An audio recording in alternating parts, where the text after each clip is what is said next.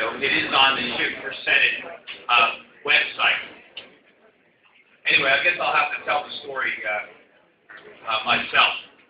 Anyway, I'm running for the United States Senate, and what this video is going to show was I spent years and years as a private citizen warning about the economic crisis that our nation was about to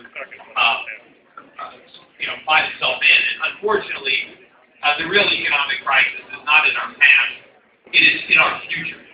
And unfortunately, the government is doing everything that I forecast they would do as a result of the crisis that they themselves created. In other words, the government is throwing gasoline on a fire that it lit.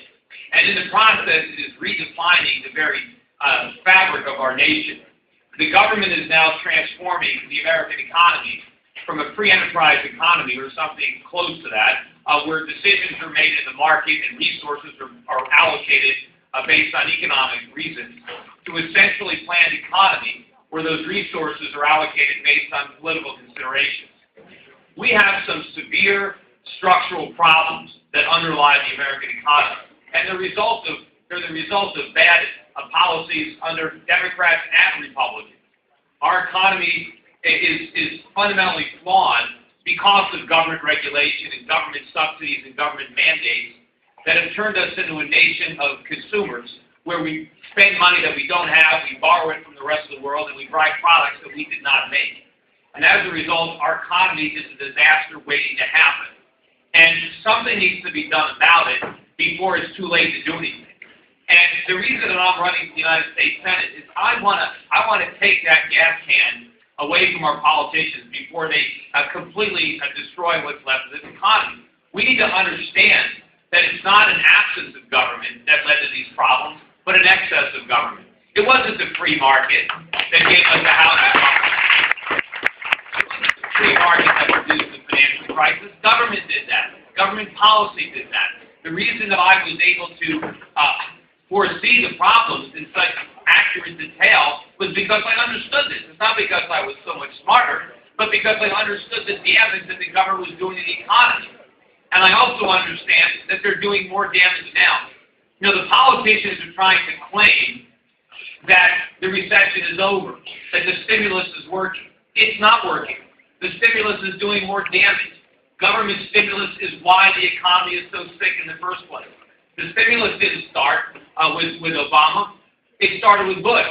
It started in 2001 when we tried to stimulate our way out of the recession that resulted from the bursting of the tech bubble. We had monetary stimulus. We brought interest rates down to 1%. We had fiscal stimulus. And the result of that stimulus was a housing bubble. And when the stimulus wore off, we had the recession in 2008. You got to think of government stimulus like alcohol. And when you drink alcohol, initially you feel pretty good. But then you do some stupid things, and then the following morning you don't feel so good. And it occurs to you, I can't believe I did such stupid things. People bought .com stocks that had no earnings and no revenue because they were drunk on government stimulus. People bought houses they couldn't afford, and people loaned money to people to buy houses they couldn't afford when they were drunk on government stimulus. The problem is, look what we're doing now. We are adopting a failed ideology that has failed in every country it's ever been tried because we're drunk on government stimulus. And the government bubble that we are inflating right now is bigger than the tech bubble, is bigger than the housing bubble. I understand the video is working, so I'll interrupt and play it, and I'll come back at the end. Yeah.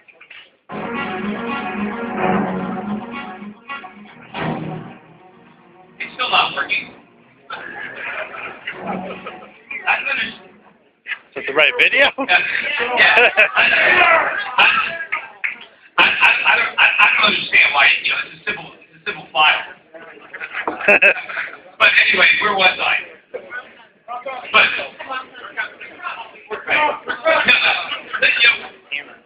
we have an opportunity now to elect a Republican to the United States Senate. But you know what? There are plenty of Republicans in the Senate right now, and most of them are part of the problem.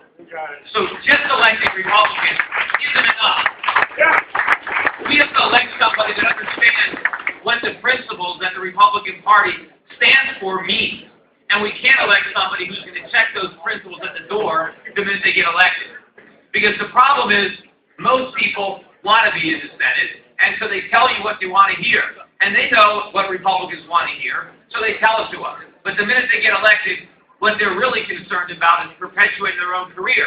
And to do that, they have to abandon those principles, even if they ever held them in the first place. Well, that's not going to happen with me. I'm going to the United States Senate for one reason and one reason only. I'm going to do what the elected officials can't do. I'm going to do what's right for the country. I don't care how unpopular it might be with the special interest groups that benefit from government. But we need to slash the size of our government. The government is spending almost $4 trillion a year. That's more than twice what it spent 10 years ago. We can't survive that. The country can't possibly survive that kind of government. In order to sustain that government, $4 trillion has to be sucked out of the economy. That's $4 trillion that we can't invest, that we can't use that to provide the products and the services that people need and the jobs that they need. All those resources are going to Washington, so we have to put a stop to it.